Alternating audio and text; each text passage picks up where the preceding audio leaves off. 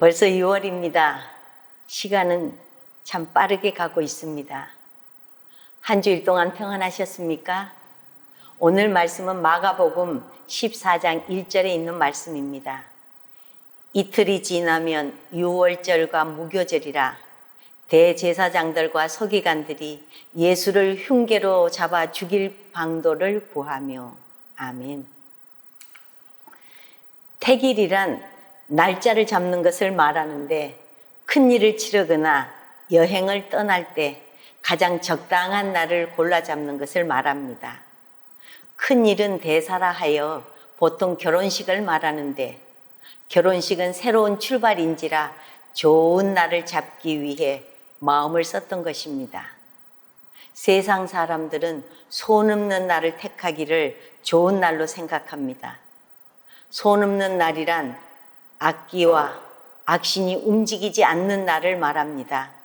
손이란 날수에 따라서 동서남북 사방위로 다니면서 사람들의 활동을 방해하고 사람들에게 해를 입히는 귀신입니다.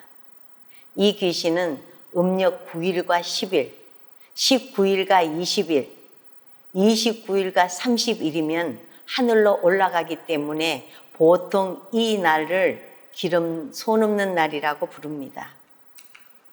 특히 음력 금음을 손 없는 날 중에서도 길일이라고 해서 대부분 그날 중요한 일들을 치르려 합니다. 그래서 음력 금음에 이사하려면 웃돈을 얹어 주어야 할 정도입니다. 물론 미신입니다.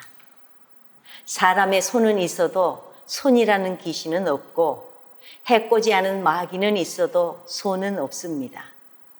그래서 그래도 기왕이면 손 없는 날을 택하면 나쁠 것이 없지 않느냐고 생각하는 그 불신앙부터 없애야 합니다. 기왕 택일을 하려면 미신에 따라 날을 잡지 말고 신앙에 따라 날을 잡으십시오. 오늘 우리는 우리의 구원을 위해 하나님께서 잡으신 날을 본문에서 읽을 수 있습니다. 인류 구원을 위해 하나님의 아들이 십자가에 못 박히는 그날, 이보다 더 큰 날이 어디 있으며 이보다 더 큰 대사가 또 어디 있겠습니까? 이 날을 하나님께서 택일하신 것입니다. 어느 날을 왜 택일하셨는지 본문을 통해 살펴봅니다. 첫째, 하나님께서는 인류 구속의 날로 유월절과 무교절을 택하셨습니다. 유월절은 이스라엘 민족이 노예 생활을 하던 애굽을 나오기 직전에 있었던 일을 기념하는 절기입니다. 당시 하나님께서 사자를 보내시어 애굽 사람들의 첫 소생을 모두 멸하실 때 이스라엘의 집만을 보호해 주신 것을 기억하고 감사하는 절기입니다. 그날은 두려운 날이었습니다. 한밤중에 이 집 저 집에서 곡성이 들려오는 그런 날이었습니다.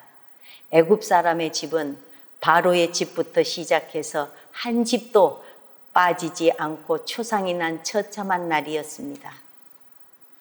그것도 옛날 사람들이 자식들 중에 가장 귀하게 여기는 맏아들만 죽었습니다. 한 집에 한 사람만 죽은 것이 아닙니다.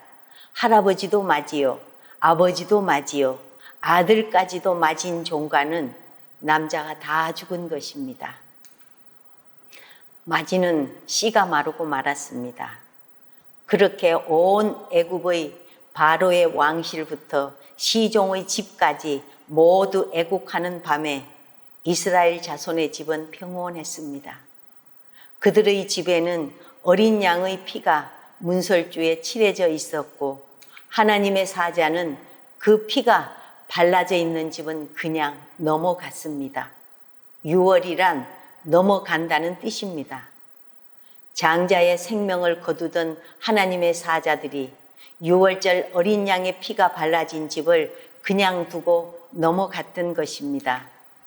그런데 이스라엘을 보호하기 위해 대신 죽음을 당하고 그 피로 심판을 명쾌했던 어린 양처럼 죄값으로 죽음을 당하게 하는 것이 마땅한 인류를 위해 그 피를 흘려 대속하기 위해 오신 어린 양이 바로 예수 그리스도이십니다.